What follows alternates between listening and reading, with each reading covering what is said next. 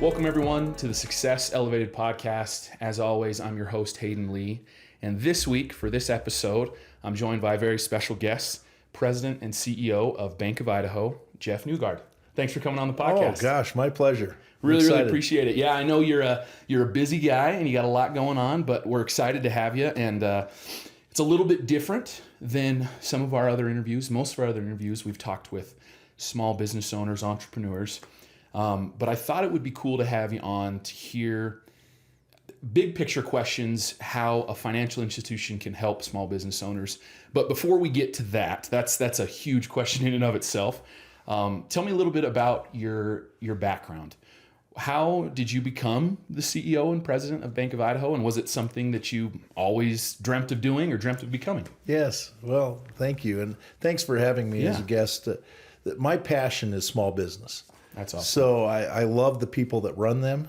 And I love the families that are impacted by small businesses, because it's right around that kitchen table where that impact is felt by the success of the small business owner. So that's why I'm really glad to be a part of this, because you focus on small business. You know, a lot of people say, well, I grew up in a small business. I literally did. Yeah. My dad owned a service station and oil distributorship business in Polson, Montana, just north of Missoula, and it's on Flathead Lake on a Native American reservation. Very cool. The Confederated Salish Kootenai tribe, and it was an open reservation, so you have very integrated. So you have Native Americans and non-Native Americans living together, which I'm not Native American, but didn't know any different. Grew up there. The first 7 years of my life, we lived behind the gas station.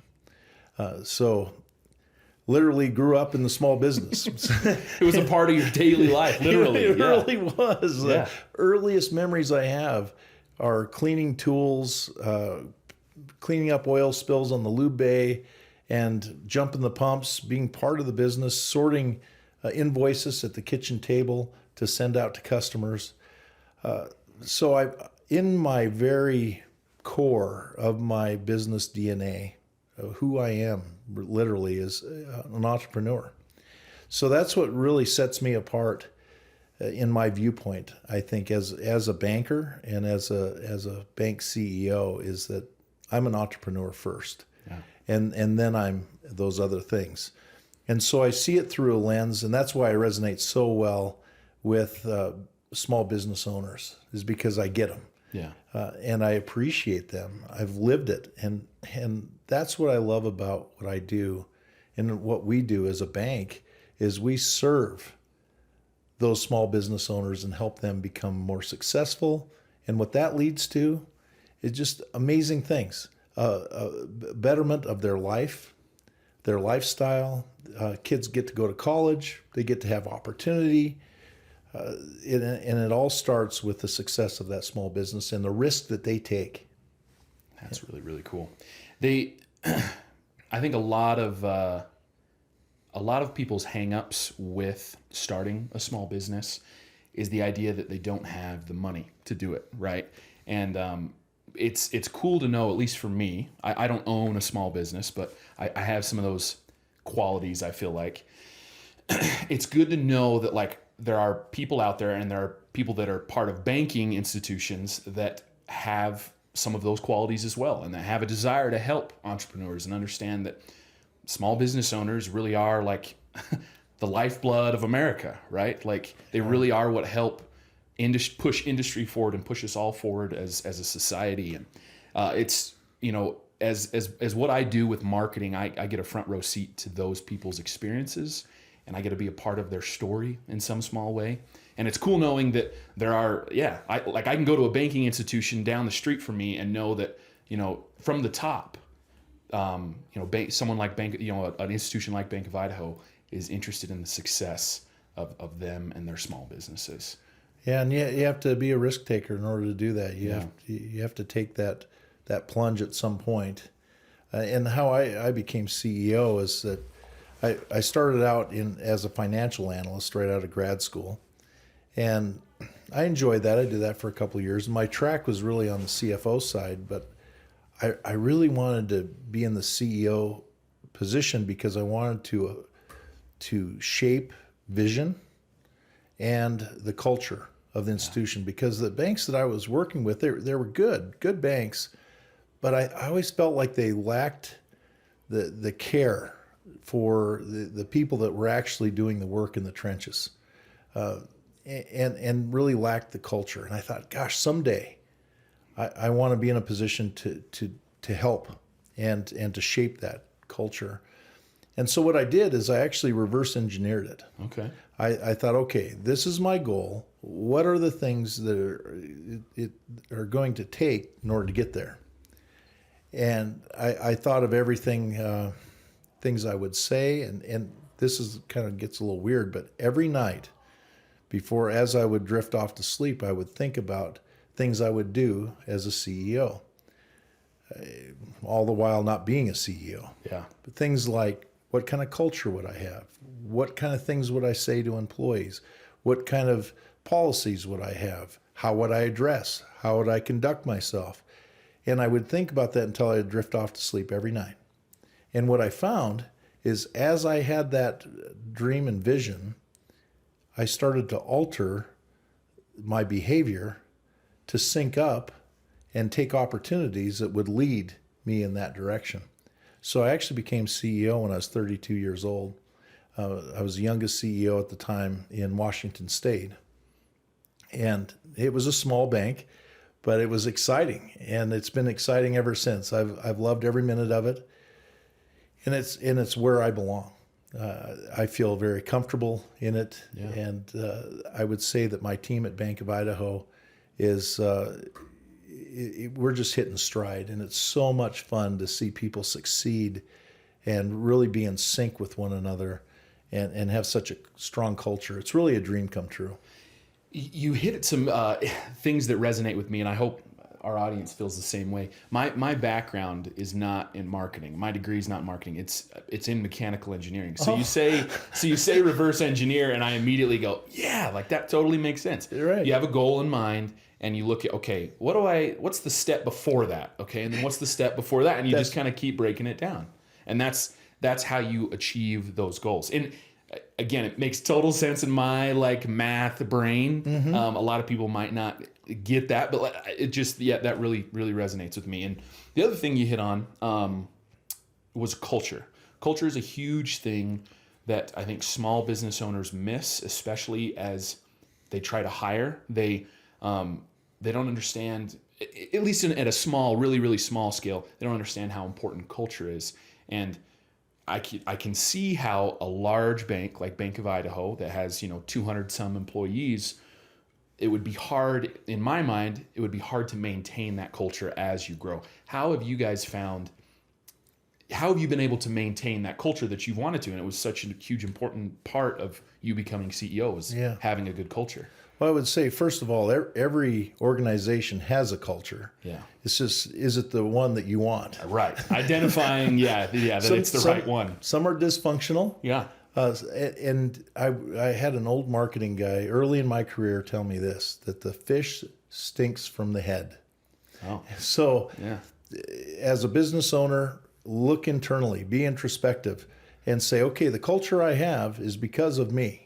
I'm doing things that are creating this culture. So if it's dysfunctional or if it's not right, look inside and say why. Because it has to start there and it can never deviate. So whatever you believe in, so if you want to have a culture like we have of kindness, and we say, and we are the bank with a heart. Yeah. So everything you do has to line up to that. The moment you deviate from that, you've destroyed it. Right. And it's very, very tender. Yeah. And people are watching, and most importantly, you're watching yourself. And people will know in a second, you will know in a second if you're not being true. And so that's the first thing is be sincere, be transparent, and be real. So that culture really has to be something based on what resonates with you, what's your why, what gets you up in the morning. Yeah. And I always say in banking, nobody's going to get up in the morning to achieve a financial ratio. We need to hit 1 ROA. Yeah. Nobody's going to get up, and I'm not going to get up in the morning for that. Yeah. Now, what I will get up in the morning for is helping others. Yeah. I want to see people be better than they were yesterday.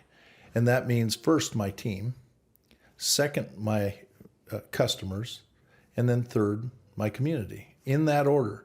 And then what happens is the fourth thing is it all shakes out for shareholder value. We end up growing substantially. We end up making a lot of money, but it isn't with that being the goal. Yeah. That's the result of having a good culture. And then it's who you hire. So, for example, in our industry, you can get, or even in any small business, you can get the best producer, the person that's making the most sales. Right. But they have a caustic effect on your culture. You can't live with that. Yeah. You have to make that decision. Those are hard. We've had top producers that just didn't fit our culture. We got to let them go. Yeah. They don't belong here. You have to have, and that doesn't mean yes people, but like-minded people that believe in the same goal and same outcome. And we all get there differently, and that's the beauty of diversity. Yeah. And that's the power of it. And as we've grown, we've stayed true to that. And the more we've grown, the more powerful it is because of that diversity. You hit at one thing that has been a theme over the last few episodes. I had my boss on a few weeks ago, named Derek Priest, and he owned a cleaning and restoration company 10 years ago. And he talked about how he eventually got to the point that he knew if he wanted to grow the company, he had to be a marketer that just happened to do cleaning and restoration. And I think you hit it like a similar concept where you don't wake up thinking, okay, today I want to sell X amount of mortgages. You wake up saying, I want to help people. And today we're going to do that by helping people get a mortgage or whatever it might be. You know what I mean? Mm-hmm. So I think you've hit it, what your purpose is and what gets you excited in the morning, which is helping people and helping your team. And you find a way to do that through banking and through operating like a sound, like financial institution. And that's, I think, a concept that a lot of people miss. Like, find what your purpose is and facilitate your business or your entrepreneurial instincts through and to that purpose. Well, an example of that is what we're doing right now. Yes. This is not even a banking thing that we're doing. No. But as those opportunities come, if your filter is aligned, you're like, oh yeah, I want to take advantage of that because it helps small businesses, because that's my purpose. Right. So it doesn't, I always look at it as banking is just the vehicle. Yeah. It may not be a banking product that people even need. Right. And that's okay, because it's all about the relationship, and things all work out the way they should. And that's really, really awesome. We've talked about the size of Bank of Idaho.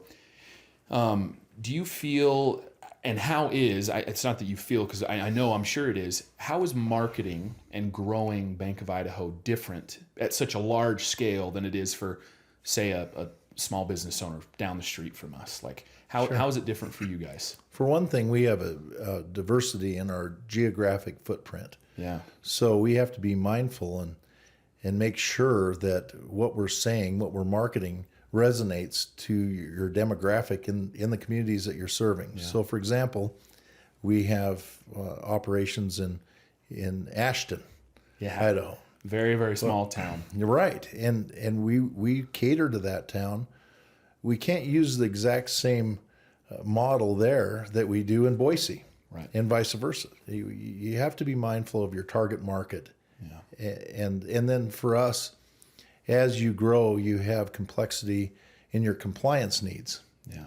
So that's a burden that we really address and have to be constrained by, and it's fine. But most mom and pops don't have that. Yeah, that's not something they have to necessarily worry about. They're just worried about that rapid growth. But I think you're right. Understanding who your target audience is and who you're trying to help can be crucial to help you grow. The other key, I think, to marketing is everyone can write a check to help the community, and it's a great thing. But showing up with your face with that handshake makes all the difference. The other thing is we've all been approached by those little business card ads in the back of programs, and there is a place for that to help a little league out. But one thing I really focus on is if you being a meaningful part of an organization that you support. So most of the time I won't be second fiddle. Yeah. I will want to own the position of really supporting at the top level. If I don't believe in it that much, then it's probably not the organization for me and for our institution.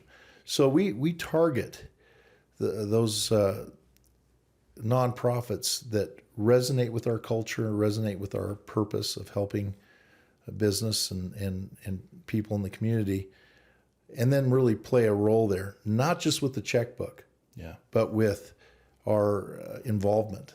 Yeah, it's an interesting concept. I'm a part of our local Chamber of Commerce. Yes, and it's really the two ways that you can help like support and be in your community. And I find value in both, but I really tend to lean towards just involvement, right? Like we get a lot of sponsorships and donations to the chamber to help, organize large events. Like, we do a large like 4th of July celebration, right? So we get a lot of monetary donations, and those are awesome because there's a cost to running and operating an event like that. But really, what ends up being invaluable to us as the board of directors for the chamber is involvement in your community. And those businesses that try to get involved, and they might still donate some money, but coming and helping be event staff or coming and running a booth or something, that it ends up paying more dividends for them than if they had just wrote a check and said, see you later. That's right. Yeah, and it's totally true, even on a small scale or a large scale, or whether you're supporting a 4th of July celebration or supporting like a minor league team with the Idaho Falls Chuckers. I know you guys are involved with them and things like that. I think, you might not be able to track the dollars and cents or your your ROI for those things that we did this investment and got this back, but ultimately like getting your face out in the community and showing people that you are invested in the community and the community's success is going to pay dividends for you down the road. That's right. And it's walking the walk. Yeah, totally. I wanted to hit on, as we kind of progress and talk more about these small businesses and growing small businesses. Obviously, for us, it seems obvious, I guess I should say, that like every small business owner should partner with a good like financial institution. Every entrepreneur at some point needs to get financing. Why is that important? Do you feel that a small business owner should get involved with a good financial institution? I think it's critical. My dad used to tell me all the time the key things you need are a good doctor, good CPA, good jeweler, because you got to keep your spouse happy, and a good banker. Yeah, you need those key things, and a lot of small businesses don't necessarily have a lot of financial sophistication. Yeah, the big corporations have CFOs and controllers and very sophisticated systems. Small businesses can really rely on the financial institution to help guide them. We can't tell you what to do, and we don't tell you what to do, but we do crunch a lot of the numbers, and we can show you how you compare to your peers, and we're a partner in the long run, and that's the difference is having that relationship that is ongoing. We want to see you be successful, not just for the transaction. Right. We're not really a transactional bank, and I would say a lot of community banks are that way. That we're in it for the long haul, and we want to develop a relationship. And so we have a vested interest to see the small business be successful. So why not utilize that? Right. And some small business owners are reluctant because they say, gosh, somebody sees my financials, they're going to think less of me. Right. But actually, we've declined loans in the past, but given advice and saying, okay, here's why, and here's what you can do to get there, reverse engineer to get there. And then we've approved it years later or maybe even months later. So I would really encourage small business owners to use that as a resource. That's awesome. I hadn't even thought of it like that. Approving or disapproving someone can really help. Yeah, like helping them reverse engineer like what steps they need to take in order to get to a more financially stable point. Because like you said, most small business owners don't have the luxury of hiring a CFO or hiring someone that can just handle their books. Like ultimately, like a lot of times when they start a business, like they're doing all of the books as well as producing their product or their service. Like it just, they have to wear a lot of hats, and it's good knowing that they can go in and talk to someone that might not be able to give them specific advice, but can help them at least track and take care of their transactions. Yes, and grow with them. Yeah. We've had instances where it's a very small operation that grows, and they keep doing the same thing they've always done, and we say, okay, now it's time to up your game. Yeah. You need to increase your financial statements with your CPA, get reviewed statements now. And then eventually now you need to get audited statements. And sometimes you get a little pushback, and we've always just done it this way, but you have to grow with your business. Yep. And your sophistication has to match with that growth. And that's where a financial institution, a good community bank can really help play that role. Are there some things things or services that you or another community bank might offer that people don't know about that you feel that are not taken advantage of as much as they should, like for a small business owner? I would say the number one thing is getting those financials in to the bank. Yeah. It seems like we always have to like pull teeth to get those. And I would say that some of my best borrowers, some of my most successful businesses that I've worked with in the past, I didn't ever have to ask them for their financials. Yeah. As soon as they got that tax return, it was in my inbox because they wanted to know, what do you think? How am I looking? How do I compare? And they're always trying to get better. So don't be afraid of sharing that information with a trusted advisor. Yeah. And hopefully that's your banker. And of course your CPA would be one of those too. That's cool. Yeah. It's a thing that's often missed. And I think if small business owners and entrepreneurs, again, I'm probably talking out of turn because I don't own a business, but I feel like if they take the time to, keep track of your financials and share them with your banking institution so they're aware of them as well, it's just going to make things, it might seem like headache now, but it's going to be way more headache later if you don't get it taken care of. And I know, people in my circle that run small businesses that are just, I just take cash payments here and there. Like there's just not a lot of tracking, and that might be fine for a little while, but in the end, it's going to hurt you more than it's going to help. And working with someone that, or with an institution that knows what they're doing, a community bank that knows what they're doing, is it's really just going to save you some problems down the road.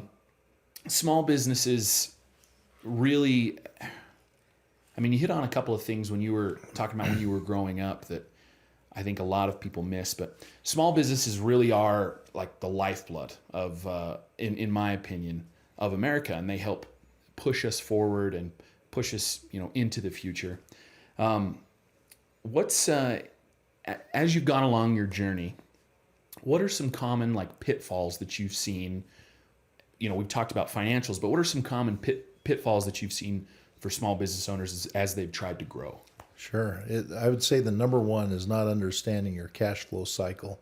Okay. And a lot of small business owners say, well, what I need is more sales.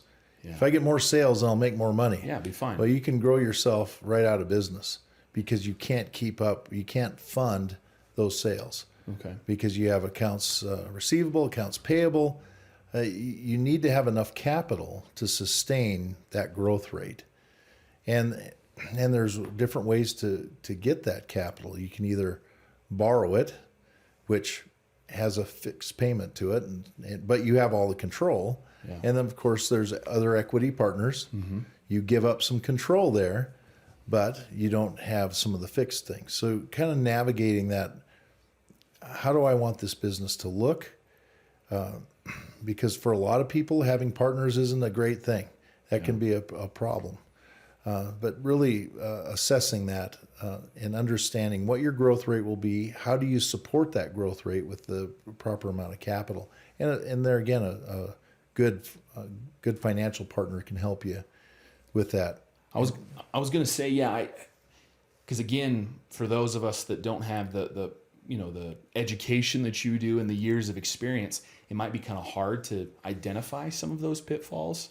But again, I think you hit it again, that partnering up with a financial institution that is going to ask the right questions. They might not tell you, descriptively what exactly you should do, but like they're going to come in, you're going to go into them and try and present your business, and they're going to ask the right questions that are going to challenge you and find out if you're prepared. Maybe you're not ready to start this business because you don't have some certain things ready to go. But yeah, I think finding a good community bank that's going to ask you the right questions, is invaluable. Really. Yes, it is. And we're really good at crunching those numbers and comparing those to peers to help guide the small business owner. It's really, really cool. I don't want to harp on it too much because I feel like there's only so much information that we can really, divine from that. But I really love the idea that it's a partnership. A thing that we've talked about a lot in our local Chamber of Commerce, and we're supported by a lot of small businesses in the area, is finding a way to, bring value to them and help them in their journey, help them, get to where they're going.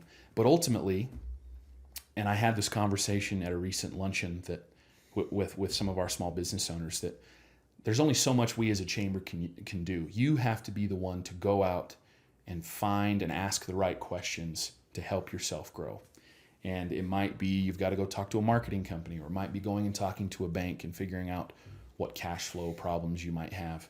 But really identifying those crucial things will help you in the long run. I don't want to keep you too much longer, but I've really enjoyed your insights on things and what you've brought to talk about today. I want to close with the 3 questions that I always ask. Okay, you got it. And they're the same questions for everybody. But first, is there a book or podcast that you're reading to or listening to right now that you're really enjoying? So there's a book I'm reading right now. It's The Last Man Standing, and it's the story of how Jamie Dimon came into becoming CEO and the path he took. And I've been finding that fascinating. And then podcasts, I'm looking at anything cybersecurity related. Yeah. That's been a lot of fun, and trying to find ones that are business oriented. And of course, I'm fascinated by hackers, and so I'll get into some of those podcasts related to hacking. And I'm always trying to expand my horizons on the cybersecurity side. Very cool. Second question.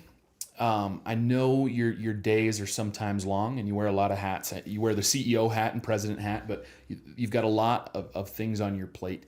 How do you recharge and relax at the end of a long day? One of the things that I thoroughly enjoy is my family. Sometimes those are long days, and sometimes a lot of overnights, and there'll be a week that I'm not at home. So really trying to force myself to be present in the moment and to soak up that time. One of my favorite things is I have a 5-year-old son, and we'll do everything from playing, Spider-Man and superhero stuff. And then my older daughters, 11 and 9, are learning to play golf, and I've been teaching them since they were 4 or 5 years old. And I find so much enjoyment pouring my golf background and expertise into them and seeing them succeed. It fills me up. And then any moment I can ever get with my wife, because we have 4 kids, that's a wonderful recharge as well. Very cool.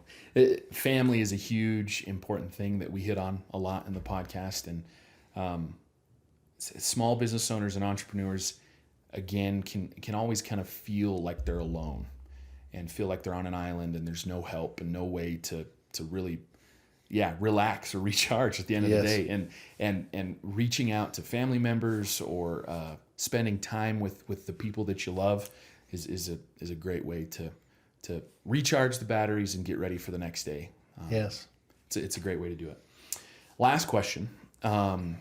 This is it's probably hard to distill it down to one thing, but if you could rewind to the beginning of your career in the banking industry, or maybe even to when you were a kid, helping your dad with that small business, what would be one thing that you would tell yourself?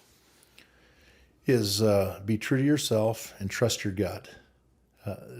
There's been so many times I'm still trying to learn that lesson. There are times when I'll rethink and I'll say, is this really true? And you do this long enough. And if a lot of these small business owners, they've been doing this a while. Yeah. Trust your gut, because there's something there that if you don't trust it, it'll bite you. And 9 times out of 10, that gut's right. Oh, that's so cool. Yeah, we've had a handful of people say similar things to that. Being patient with yourself and not being too hard on yourself, but yeah, trusting and believing that you can do it, and trust your gut. It's hugely important.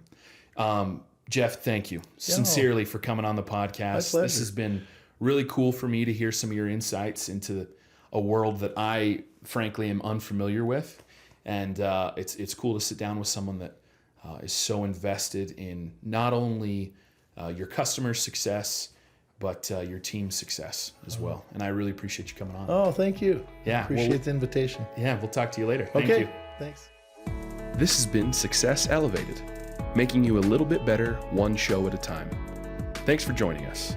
Subscribe on any major podcast platform, or check out our website at successonpoint.com.